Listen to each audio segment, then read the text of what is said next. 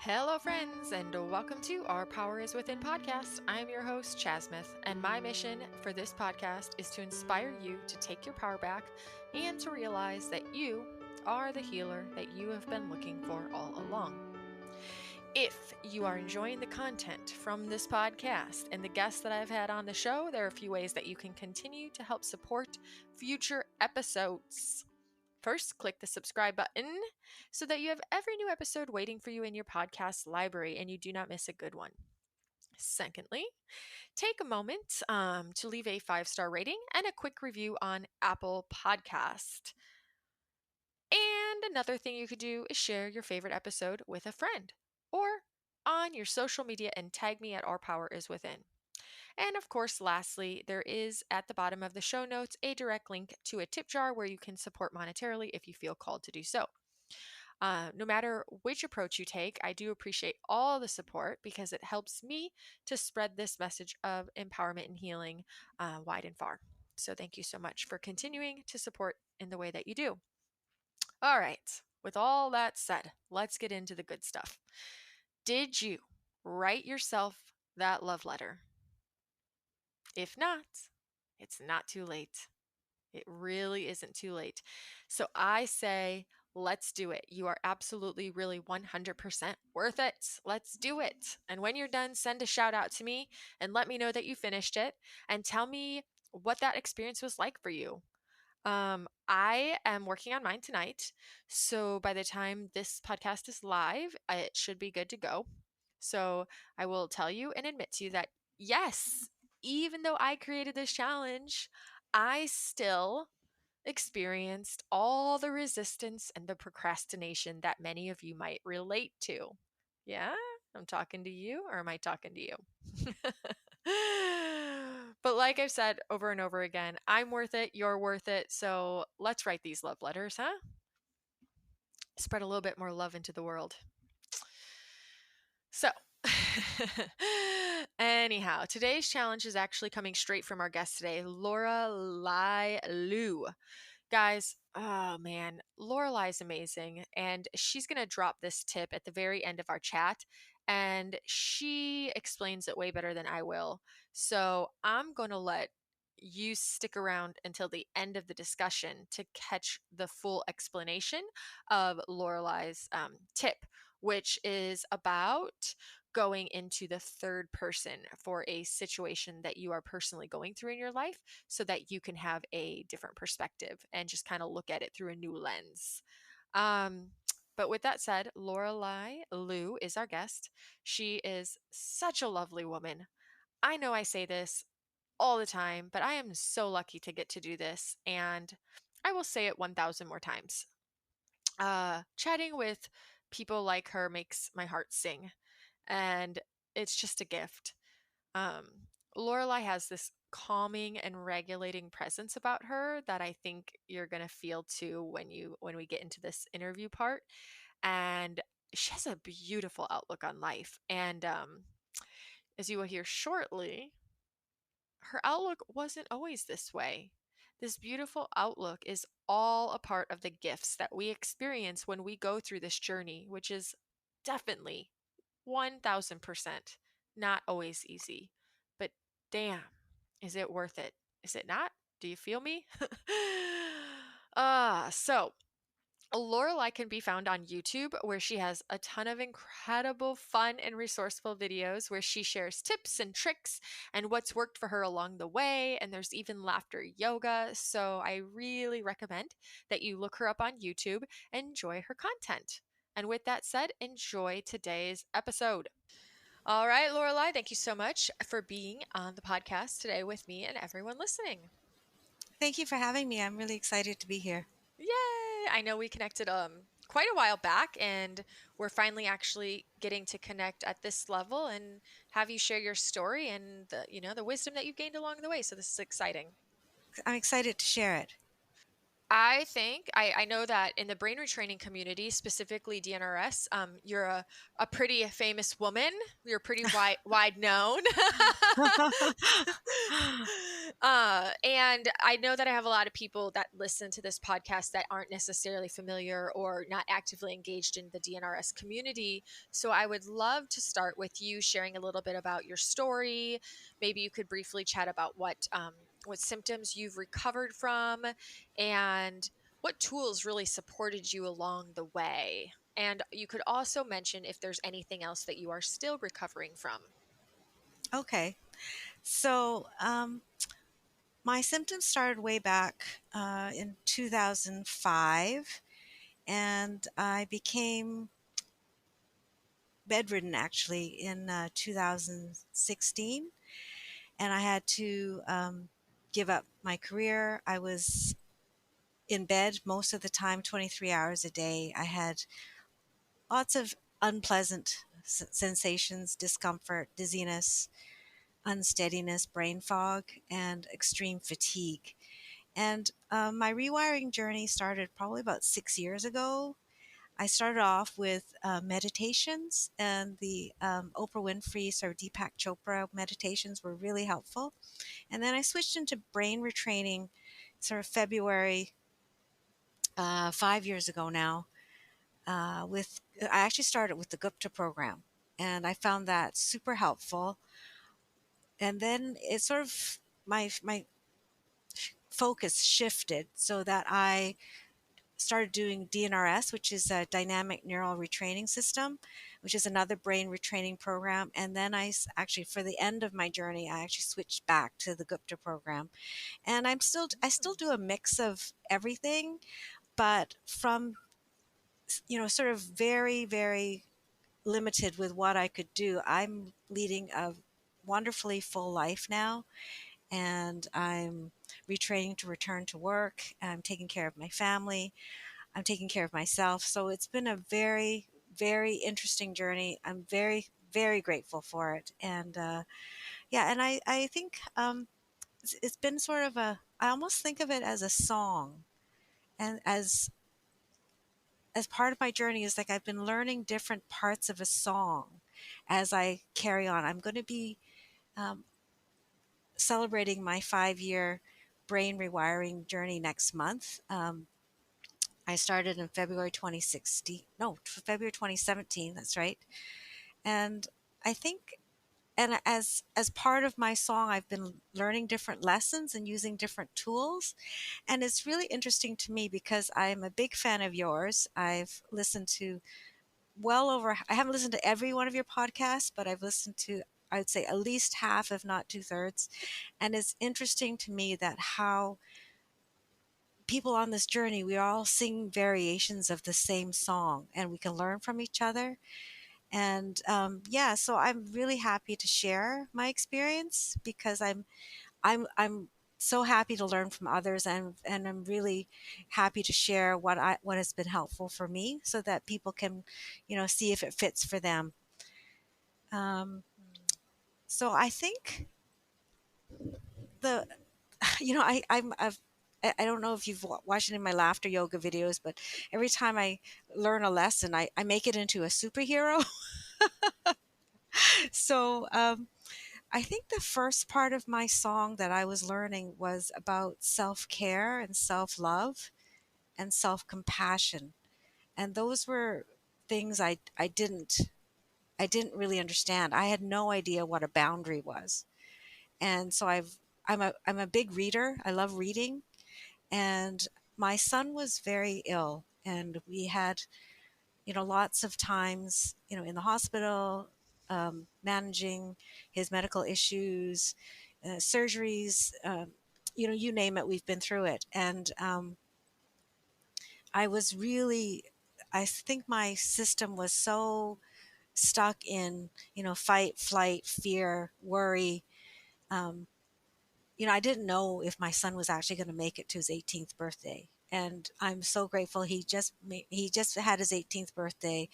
And I think that stress, I was constantly putting others' needs before mine, and I sort of my self care was on the bottom.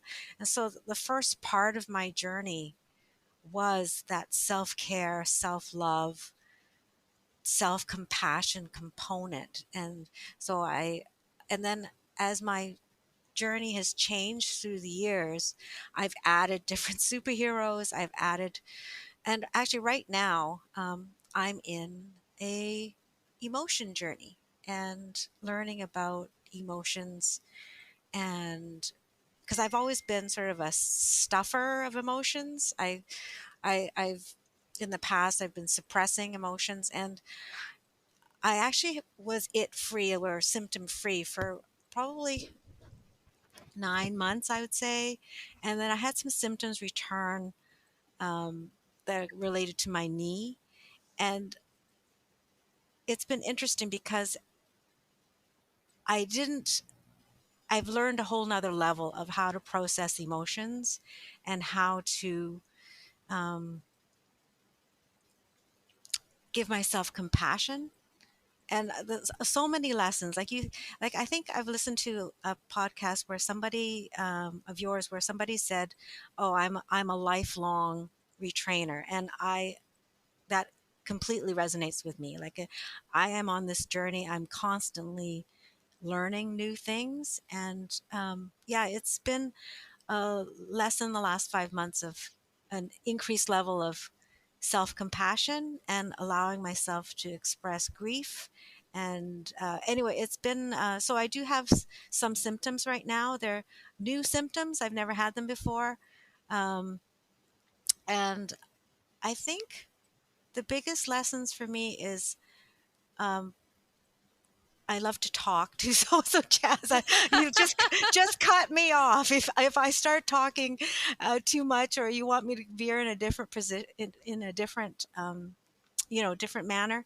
But I always so I have a great counselor. So I use counseling. I still use DNRS. I use the Gupta program. I use meditation, and she caught me on something that I didn't realize I was doing. I was parceling out my empathy and compassion because I thought, oh, okay, it's my knee. I've had numerous knee reconstruction surgeries. I've had cartilage tears, blah, blah, blah. And I have this sort of inflammatory swelling and pain in my knee right now, which is very limiting.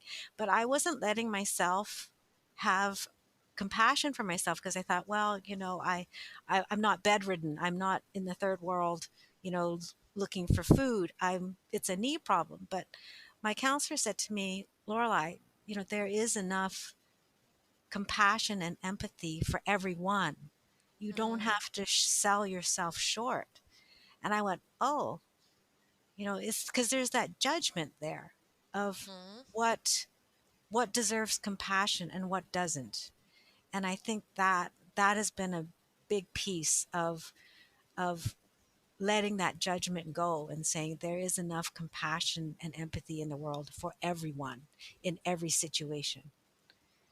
I love that statement. And it is so true because as much as like you just that it really becomes like this comparison game otherwise for you to diminish what you're going through because somebody else has it worse, which is really no better than the opposite, comparing yourself to be better than or something or worse than. It's Yes. all one and the same. Yes.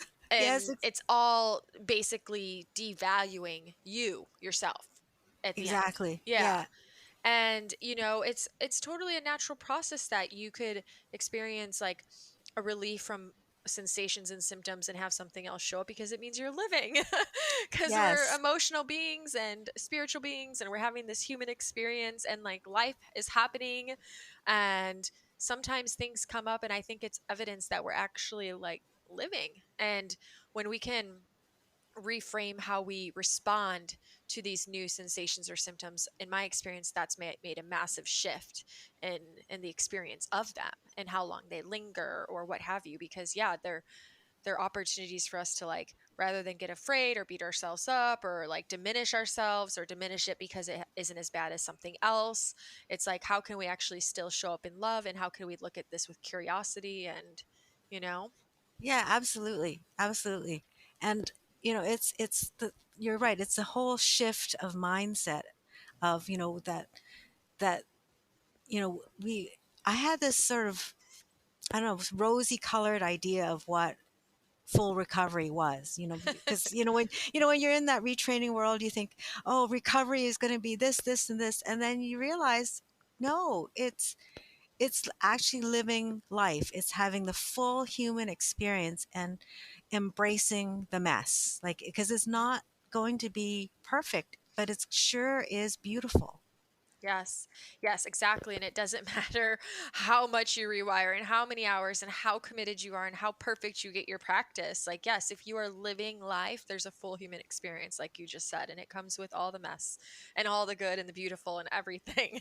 Yeah, And it's how we exactly. respond to it rather than react to it and what we can learn and how we can grow through it. Yes. But yeah, I think it's good that you point that out because I think a lot of us go through that at first. Like when we first get started, we have this magical idea of what it's going to be and we have this perfect picture painted and it's like and it can be to our detriment because then when we're not living out that picture, we think that we did something wrong. And for me in my opinion, I think part of the issue with this is that there are unfortunately a lot of people out there that are painting this picture, that are saying they're perfect and they have no problems anymore. They never feel any sensations at all. And that's just not accurate. And I don't know, we all have our own reason for showing up in a certain way and what we're, and, and maybe we think that that will help inspire other people. But what I think is it can be hindering because it creates this false expectation and this idealized version of what we want to aspire to become, and when we fall short of that we feel like we're literally falling short. Yeah. No, I think, I am one of those people who thought that that was what I was shooting for. But Hmm. then you get there and you realize, no, you can have that awareness, that perception anytime. Like, I could have had this perception that life is happening for me, not to me. Hmm. And that, you know, I can be in any situation and still have peace, calm, and that resonance with my higher self, with my, with my soul, my spirit, to say, this is, I am a spiritual being having a human experience, and this issue right now is happening for me so that I Hmm. can grow and evolve, and and so, yeah, it's that was something that I had to learn. Yeah. Many of us do, yeah, but that's part of it, right? If it's all happening for us, it's there for us to learn. Hmm. Yeah. Um, okay, so I have a question. I'm curious. I really love to learn when we are showing up for ourselves and we're beginning to kind of discern what feels right for us. What do we need? You have a lot of tools here. You said I use the Gupta program, I use DNRS, I use meditation. So when do you know what you want to utilize? Like, how do you discern what you need in each moment? I think it was a lot of trial and error, because in the earlier stages of my retraining journey, I knew that after, DNRS rounds, or after meditation, or after, Gupta retraining steps, I would have this feeling of calm and peace and joy sometimes, but sometimes it was acceptance. And I love that feeling. And so I try and notice if I've sort of off balance. And so every morning, I actually, when I wake up, I turn my alarm off and I actually start my day with a meditation. Oprah Winfrey, Deepak Chopra meditations, they really seem to work for me. And so I usually start the day off with that. So and then I usually finish my day with a meditation. It's usually a Gupta program meditation or a Meaning of Life app, his free Meaning of Life app meditation. So I think it's just that I know that if I've centered myself at the beginning of the day, and I've centered myself at the end of the day, and sort of ended it with gratitude, I know that for me that's a good check and balance, I would say. Hmm. And then I think I still do two DNRS rounds, or I do two Gupta retraining steps. It's just because I know that and they're kind of modified. They're not true rounds anymore. They're basically time where I spend half an hour reciting all my new core beliefs and how I want to show up in the world. And again, I find that extremely centering for me, that, okay, I'm so grateful, for life and life. And, my, one of my favorite Albert Einstein quotes is, there's only two ways to live life. One is that nothing's a miracle, and two is that everything's a miracle. And if I recite that to myself out loud, then I've just reminded myself of, okay, this is how I want to live today. Today is a gift. Today is a celebration, and I want to live this way. And, I do get triggered. I mean, I'm human. We all get triggered. And I think I just sort of go back to my core beliefs and I go, okay. And well, actually, if I get triggered and the emotions start going, then I go back to, I think I've said in my videos, there's two main categories with which the limbic system, the fear system, gets triggered. Either one, you have, you're doubting your personal physical safety. Like, do you have food? Do you have water? Do you have a house? Do you have money? Do you have shelter, etc.?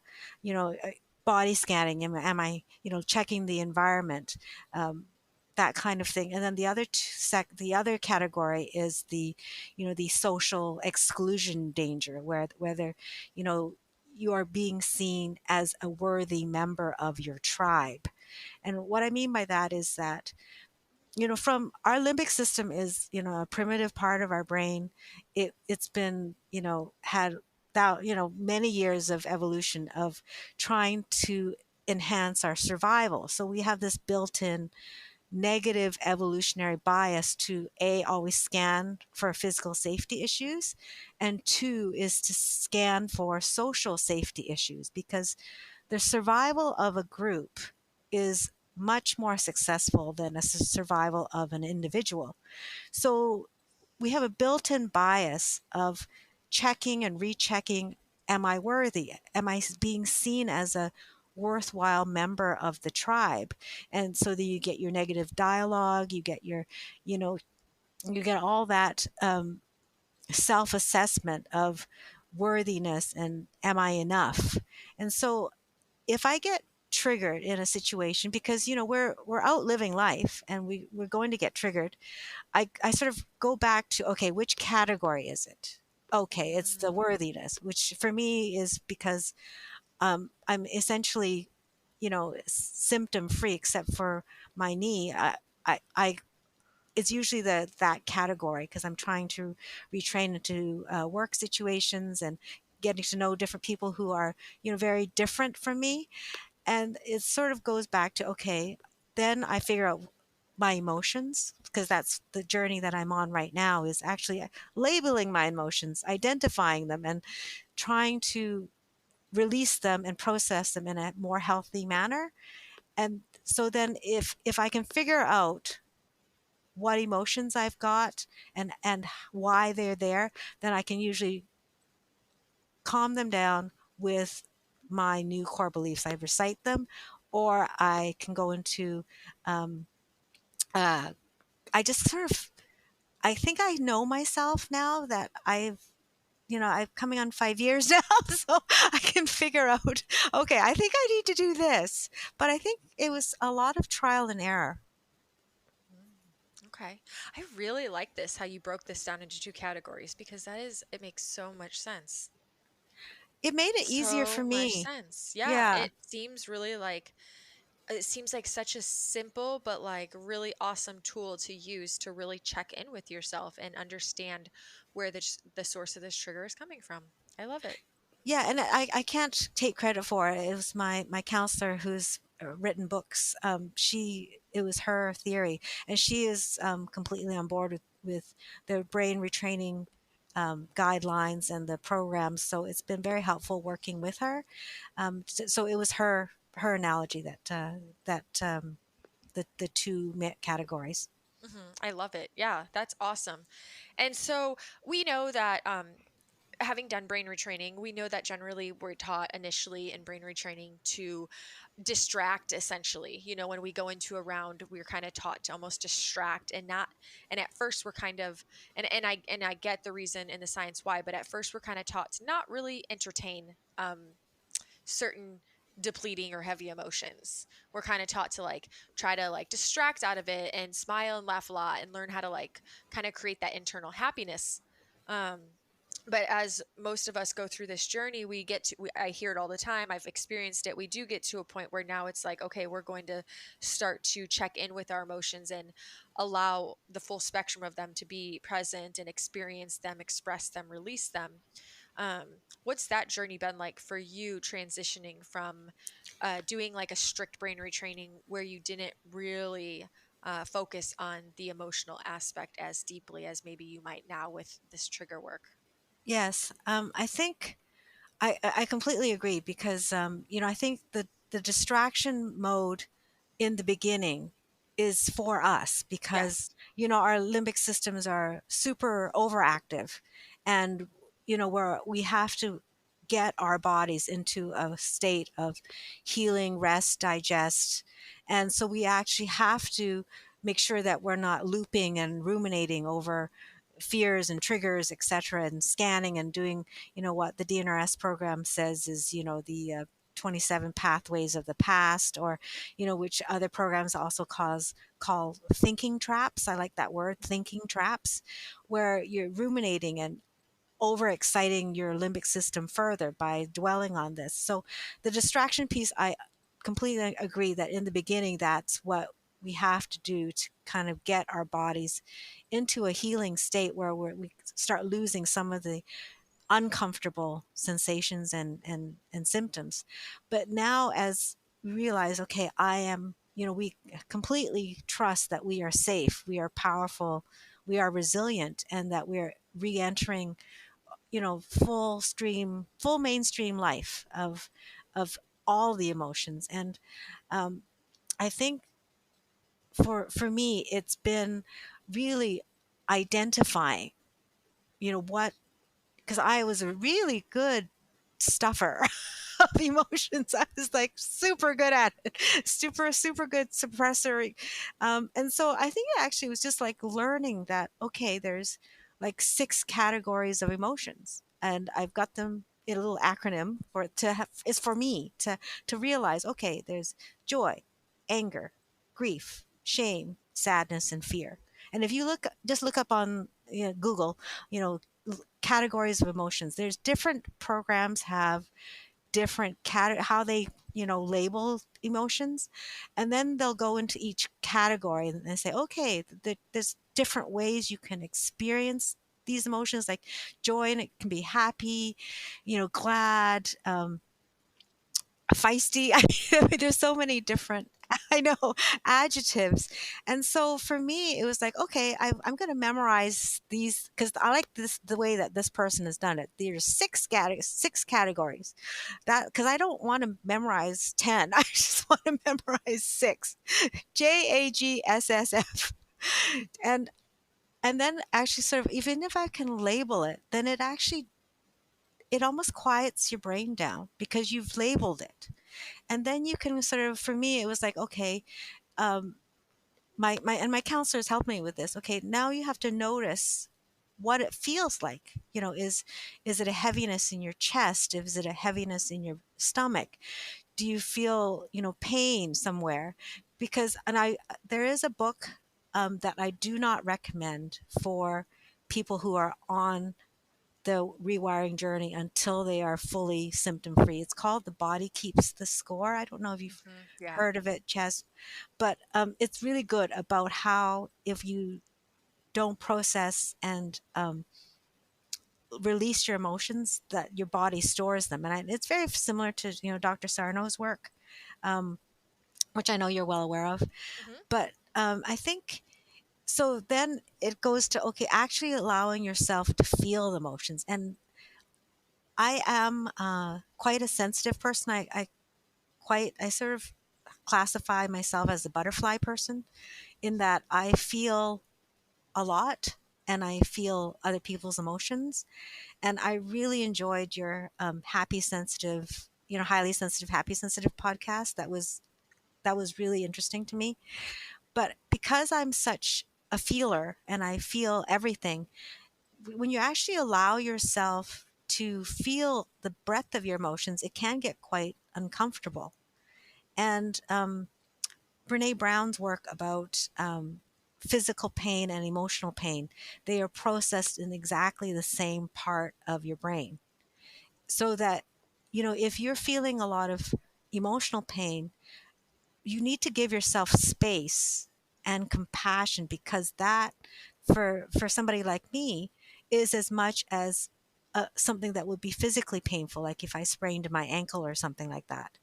So that understanding that our brain processes pain in the exact same way, whether it be physical or emotional, it also allowed me to realize that I needed to give myself way more space on a daily basis to actually be by myself, to go spend an hour outside looking at trees, and giving myself that space for compassion, for processing, and to also set up more boundaries to say, okay, this is that's enough. I need some self-care time. And so that has been an interesting part of my journey right now, about and also learning to release the emotions has been sometimes super fun because I've been such sort of most of my professional career, I've been in my head so much, with but I've been writing. I love dancing my emotions out. If I'm experiencing a lot of grief, I can blare my music on and I can dance my grief out. And I've been loving art. I haven't really tapped into that part of myself, but to draw something out, or paint something, like paint my emotions out, it's been a really wonderful journey of self-expression and self-exploration of actually how to release emotions. So and I know there's lots of different ways, people can, punch it out on a piece of clay, or, garden or whatever. But I think it's important to recognize how we should notice our emotions, and then explore how to release them. Absolutely. Yeah. And I love that you say explore because, like you said, there's so many different ways that we can. And we aren't going to know what's best for us if we're not willing to be our own experiment and explore and play Yes. and get messy, maybe Yes. get a little dirty, you Yes. know? I mean, we could say, no, I don't do that and never try it. But then maybe we missed out on the most wonderful opportunity of our lifetime because had we just done it, we would have been like, wow, that was liberating, you know? Yes. Yes. And I've been experimenting with morning pages. I don't know if you've heard of morning Yeah. pages. Mm-hmm. Yeah, of just, just sitting and just writing, and then not judging anything and just letting it out. And Mm-hmm. that's been super helpful for me. I love it. I don't necessarily always do it right in the morning because I like you, like, you do your meditation. I like to get up and do a couple other things and walk the dog and get that sunshine and fresh air. But I love to just like free flow right like that. I found that when I just started doing it from the way that you're taught to do morning pages, it took a lot of the pressure I used to put on myself, like Mm, off. And it was like, oh, this isn't for anybody else. This doesn't have to be about anything. I can literally just be like, I don't know what I want to write today. What do I feel like writing today? Oh, I don't know. And then all of a sudden, out of nowhere, you thought you had nothing to write about today. And it's like, bam, okay, I had yeah. a lot to say. Yeah. Yeah. And Absolutely. I find that when I give myself that space, what it does is, I know there's all these different languages that we can call it, but for me, it's kind of like giving um I guess like that little inner child. I know some people call it inner child, some people call it like that little limbic voice. Everyone has their own kind of name, but I kind of feel like I'm giving like space for this voice, this monkey mind, to have a place to like unleash. And Hmm. when I do that, I find that then I can be more in control of my thoughts throughout the day. Like, oh no, no, you had time to write about that earlier. We don't get to like dwell on that right now. Like you already got to write about that. You already got to express yourself. Yeah. I think too, it's like a nice way of like, because when you're doing like DNRS and you're trying to or the groups or any program where you're trying to really control, like create new neural pathways that are more positive, supportive, you don't want to be the person. I know that I don't want to be a person anymore that vents, even if I'm not doing like a strict brain retraining. I have learned so much about who I want to be. And I don't want to be the person who just vents to vent because, most of us that go through these kinds of programs learn that it's not actually productive. But Hmm. sometimes you have things that you need to get out. And I find I'd rather put the pen to the paper than like bring that heaviness to somebody else, if you will, especially when it's like the petty stuff. You know what I mean? Yeah. Yeah. Absolutely. Yeah. There's certain times and places that you need to speak to somebody, maybe a counselor, a coach, a mentor, a friend you confide in. But a lot of it, we don't need to bring that heaviness to somebody else, just like most of us don't want anyone to bring it to us anymore. Yes. Yes. And absolutely. And you don't realize what that monkey mind or inner child is actually thinking until you let it out. And Hmm. it's sometimes it's very eye opening, but Hmm. it's so healthy to get it out and go, oh, that's how I feel about that. Or, Hmm. and I don't, I was sort of born and raised in a very sort of traditional, religious family. And I never swore. And so sometimes it's just fun to just like let it out and go, oh my goodness, this was so frustrating. And then just, it's been Yep. interesting. Hmm. I'll just say this because maybe somebody else can relate to it, but sometimes, honestly, and this all comes back to like, what are our patterns, right? Well, I have a pattern in my past of like that need to control and want to plan out everything, the classic, Yes. like I got to have 8,000 to-do lists, Yes. literally, where you can spend so much time rather than being present thinking about what still needs to be done. And that's maybe been the most profound part of morning pages for me, is sometimes my Mm. rambling is like, okay, and then you're going to do this and then you got to get that done, but I just get it all out, and then all day long I don't have that to-do list playing on repeat in my mind. Yes. Yes. Yeah. That's super interesting. That is super interesting. Uh-huh. Because I think for me, it's just letting my emotions and thoughts run wild, and they can Yeah. go whichever way they Yeah. want. It's very freeing. Yes, yes. So for anyone listening, if you haven't tried it, I really do encourage it. I've had conversations about morning pages on this podcast before in earlier episodes, and I really am a huge fan. Oh, that's awesome. Yeah, in any capacity. It doesn't, you don't. It doesn't have to be any certain way. Yeah, and I think I also, I was a person who loved to do lists before as well, Hmm. and I think this journey has really taught me to be comfortable with uncertainty and confusion, and say, okay, what's going to happen today? I have no idea, but it's going to be wonderful. And or Yeah. yeah, it's like, I was such a planner. I was going to do this, and this, and it's like, okay, what are you going to do, tomorrow, Lorelai? I don't know. It's going to be wonderful. I'm just going to, I'm literally going to feel my way through life, and Hmm. that's completely new for me. I love it. Rather than it's like, oh, I'm gonna get 10,000 things done today. It's like, okay, well, what feels purposeful? What feels Yes. exciting? What's like, let's focus on one thing and that feels like purposeful and exciting, and did you ever do Dr. Katz's primal trust mentorship? I did not. I did her 3-day free resilience training program, and I've Okay. basically sort of latched onto anything that she has published for um, without cost.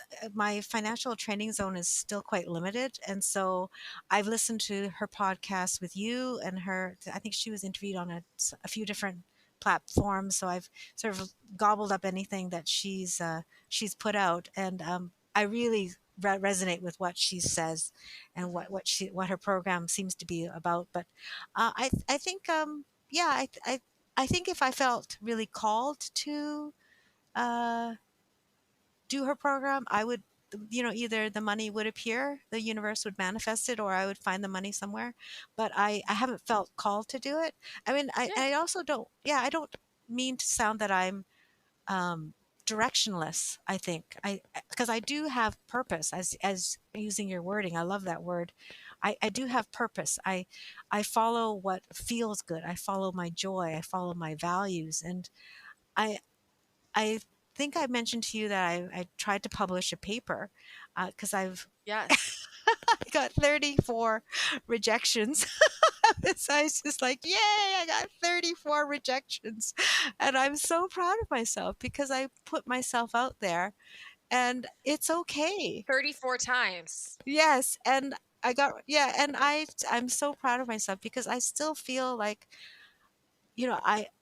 if this is an Oprah Winfrey thing. It's what is worth doing even if I should fail?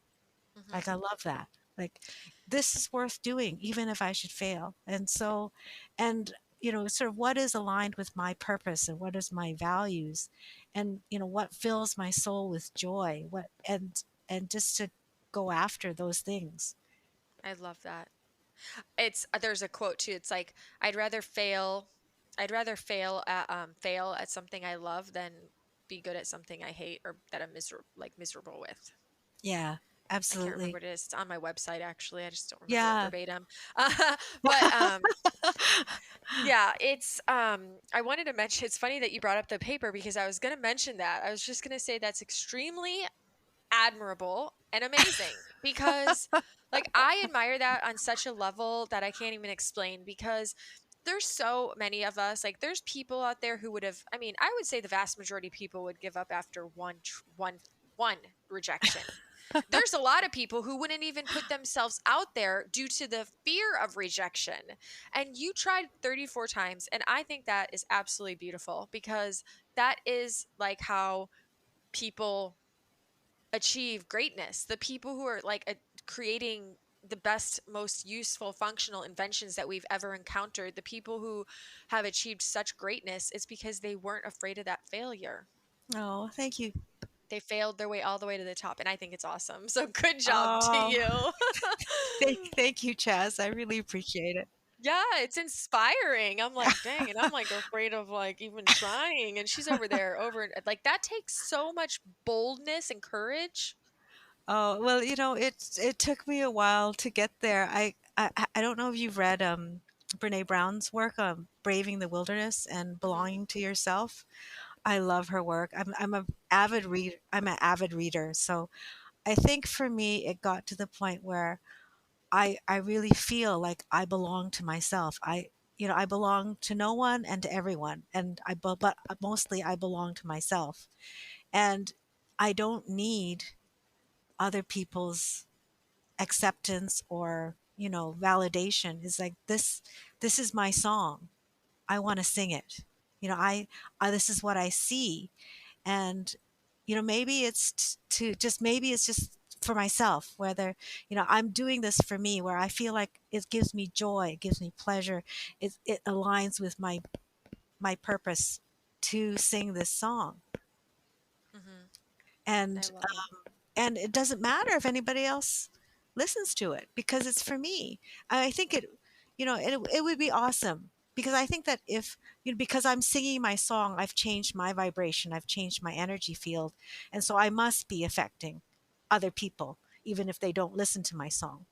But I think, what if my purpose in life is to actually just sing it to one other person, and they catch that piece of the song and they feel like, oh, I'm supposed to now go I'm actually supposed to publish that paper.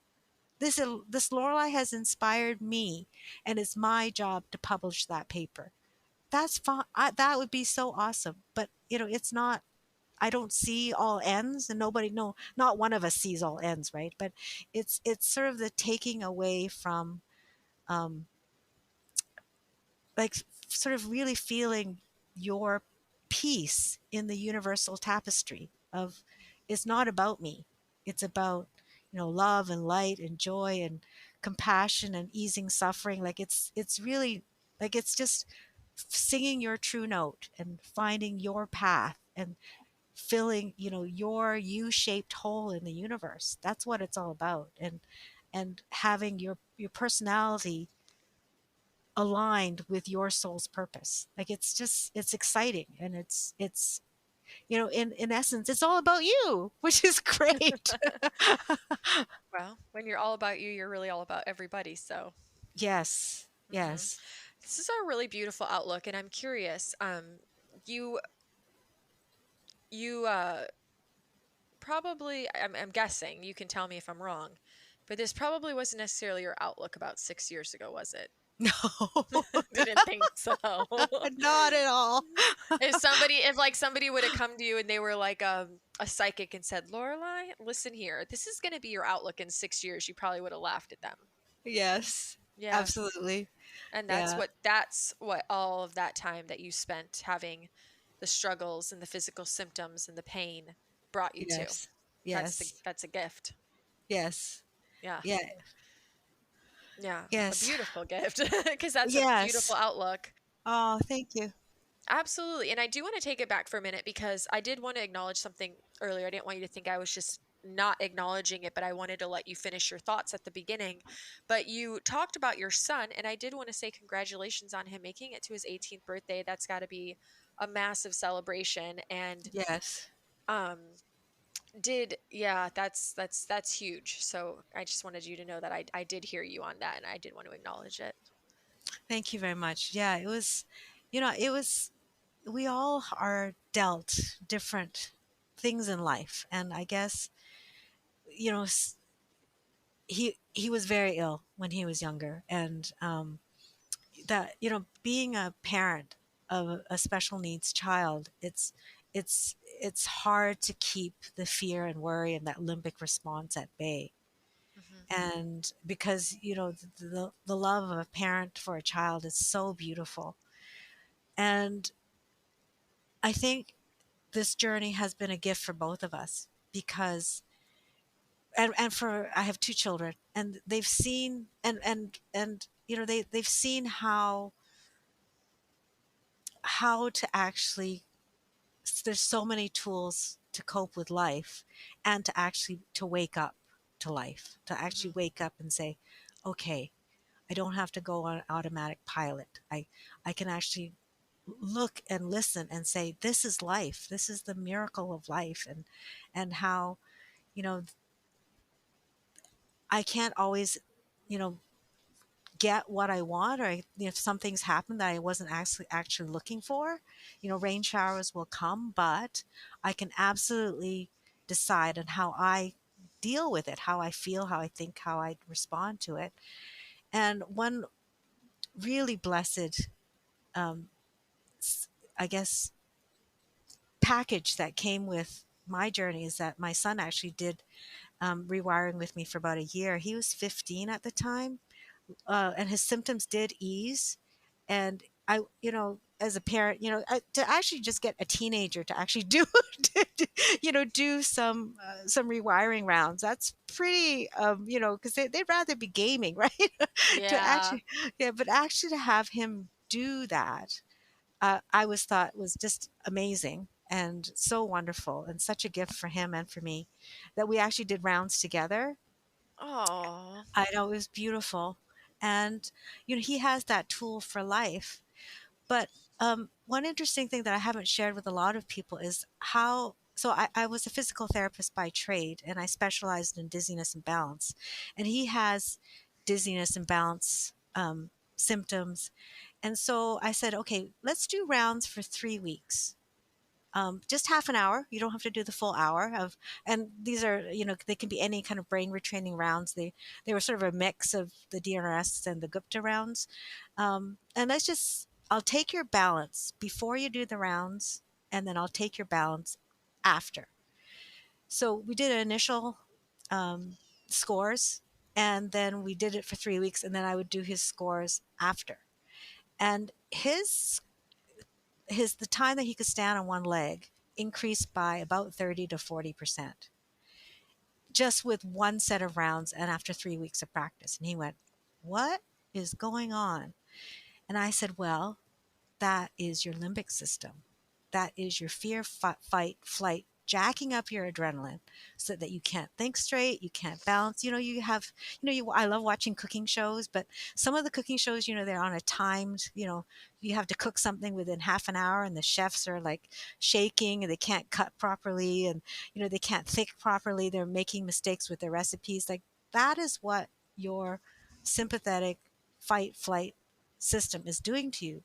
So if you can imagine what it's doing to you all the time, this is why you have dizziness and balance issues. And so for him, just that simple, measure of standing on one leg before and after showed to him that, oh, I've been doing this for 3 weeks for my brain to learn how to do this. And now after I do these retraining steps, my balance increases by 30 to 40%. That is incredible. And so I think, um, so that's actually what my next paper is going to be about. Because I'm still, even though I didn't get my first paper published, I started working on my second paper about That's actually, awesome. yeah, about actually, because how do you, for a lot of people, they think, oh, an hour every day, how's it going to work? Like, how would I know it's going to work? But if you can give them some kind of a simple measure of this is what your body is doing and this is how it responds within, like once you, and I've only been doing it for 3 weeks. Can you imagine what would happen if I did it for 6 months? He actually did it. My son actually did the program for a year because he was on board. He was so on board with that revelation of how the limbic system can affect our body that he signed on for a whole year, and I'm so grateful for that. But I think that some people, they need that almost that, I don't know, I don't want to call it proof, but I want that observation, that that leap of faith. Hmm. Yeah, yeah. No, it makes so much sense. I mean, as a 15-year-old, had he not witnessed that drastic improvement in a short time, you might not have gotten him to jump on board for an entire year. Yeah, absolutely. Yeah. But getting to experience that and see that physical, like obvious evidence is like, oh, okay, I can do this. Yeah. Yeah. Yeah. Didn't you also have dizziness and balance issues yourself? I did. And you Yes. specialize this as a PT. Isn't that interesting? I know, And isn't then your it? son did. I don't think that's a coincidence. No, I don't think it's a No, coincidence either. not at all. But I don't believe in coincidences. Did you, I'm curious, were you sick before you had children or did that come later on? I had a sort of a short, small, sort of limbic storm, as some people call it, or sort of a physical sort of symptoms when I was in my early 20s, Uh-huh. and that's what actually led me to getting my master's degree because I had a lot of back symptoms, and so I had to take a short um, break from being a physical therapist, and so that's how I ended up with my other love, which is science. Okay. Interesting. Yeah, and it is actually interesting to me how the universe works Mm-hmm. because I'm just me. Like I'm not anybody. I'm just me. I have this love of science. I have this love of being a healthcare provider, and now I get to combine everything and express myself. So because I don't think I know any other physical therapists, molecular biologists, brain retrainers out there. So I guess that's what the universe wants me to express. So I Yeah. guess, yeah, That's awesome. yeah. Okay, so nowadays, these days, what are you doing for your to create your joy? You said every day you're just kind of following your joy, creating your joy. That's your, what your kind of purpose is. So, what are you up to? And because you mentioned very early on that you were kind of navigating back to like kind of creating a career again and meeting people who weren't necessarily like you. So, what are you up to these days other than writing research papers? I'm doing some volunteer work, and just for privacy issues, I won't name them. because I still have this, I love to connect with people. I love to give back. Hmm. Um, the majority of my time, I still taking care of my family. I have my mother who's 82, who's beautiful and lovely, but she's never been 82 before, and she's going through some loss of independence, some loss of friends, and my father passed away 5 years ago, and so I'm spending time with her, and she is actually navigating emotions. Could not believe it, because I guess the ripple effect that we have on our circle is like, she's never mentioned emotions to me my entire life. I'm 56. And she was actually expressing emotions because her one of her friends is going to a care home in a different town to be closer to her children. So it's wonderful to be able to be there for her and to actually help her sort of her journey. And so I'm spending a lot of time with family and friends and loving that. I'm spending Nature gives me so much joy. I'm happiest when I'm outside.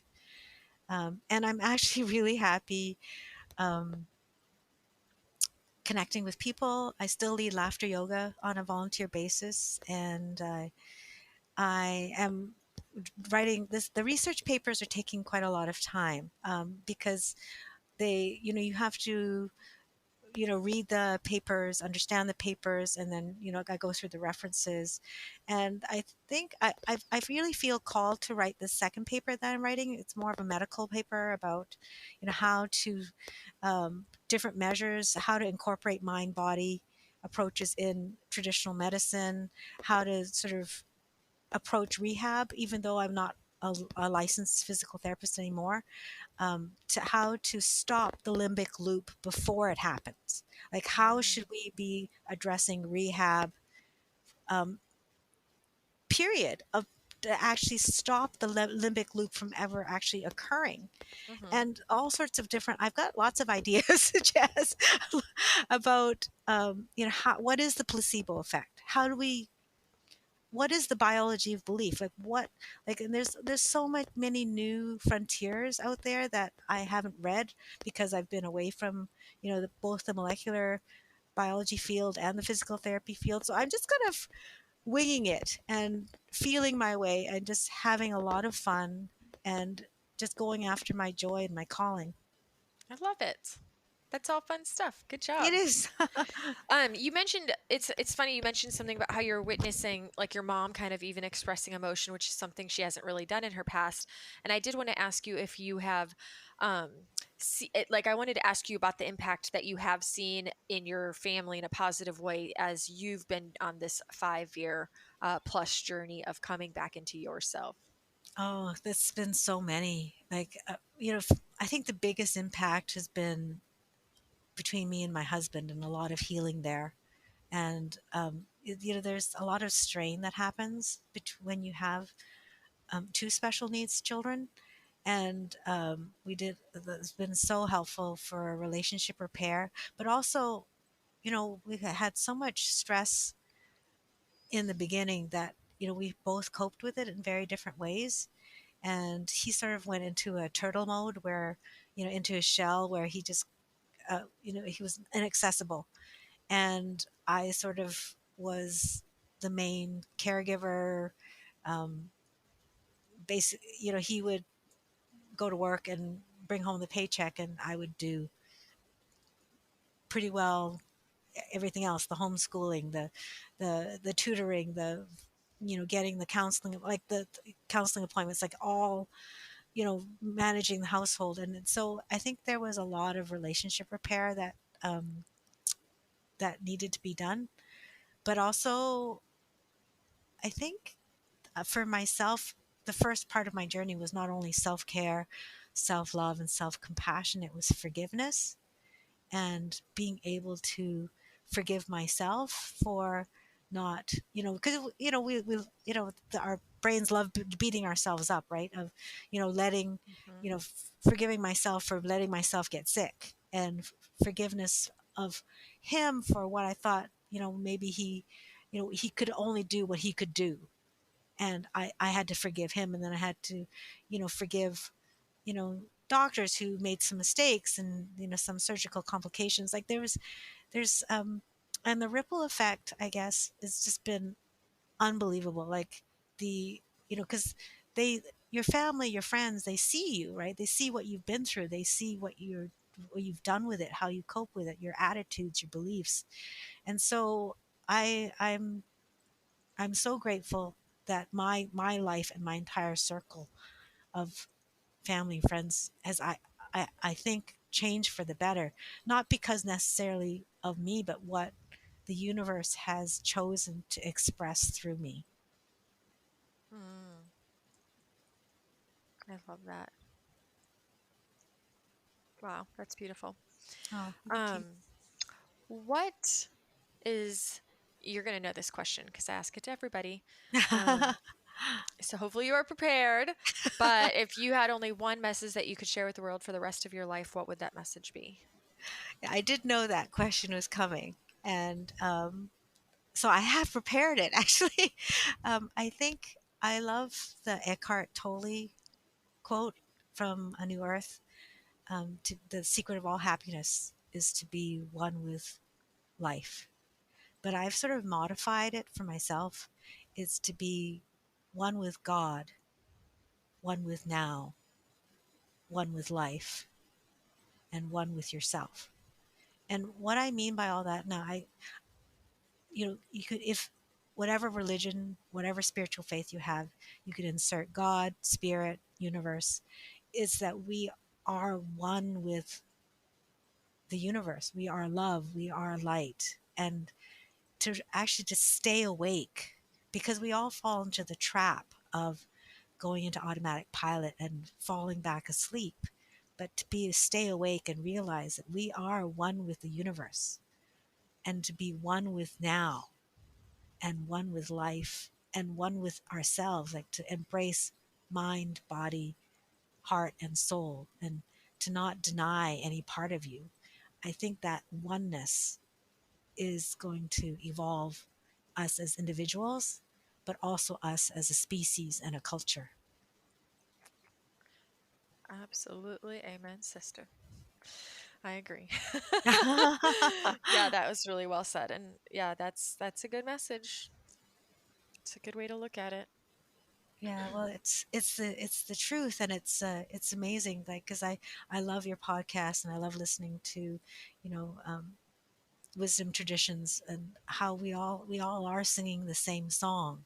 We're Mm, singing variations of the same song. We're singing harmonies of the same song, and it's all a beautiful coming together of the truth. yes, absolutely. Is there anything else that you are passionate about sharing that I haven't asked you and given you a chance to talk about and share with us today? Oh yeah, actually, this there's a tip that I've been using for myself that I thought I'd share. I've been actually going into the third person to describe a situation, or something that's happened, to actually be able to take the limbic perspective out, because our fear, our primitive brain, it wants to be just focused on ourselves, and it's got this negative self dialogue bias. In that I found that it was a tool I learned a long time ago, but I forgot about. And I was having a bad week, and I was having some rain showers in a number of areas, and I just actually just switched it up into third person. I thought, okay, Lorelei's having a really bad week. This, and this happened. And I went, and then, because I had actually put it into third person, the limbic influence is completely gone. I had all these emotions and insights. Like, I actually let myself grieve for myself. I had so much compassion. I had so much tears come out, because when I actually made it somebody else, like not myself, like this person, Lorelei, had this happen to her, it's like, oh my goodness, where did all this emotion and compassion that I was withholding for myself, like, it came out because I got that limbic lens out of the way. And so that's really very useful tool I've been using lately, and I thought I'd share that. I love it. I have a feeling that's gonna make its way to the Chaz challenge. Yeah, because I was, I guess if it was me, I would withhold the emotion and the compassion. But if it Hmm. was but if it was in the third person, like if this happened to Lorelei, I like, oh my gosh, that's a terrible thing that happened. And I couldn't see that when I was actually in myself. Yes, I'm excited to try this. I really am. So thank you for sharing that. Oh, you're so welcome. I'm sure other people will be excited as well.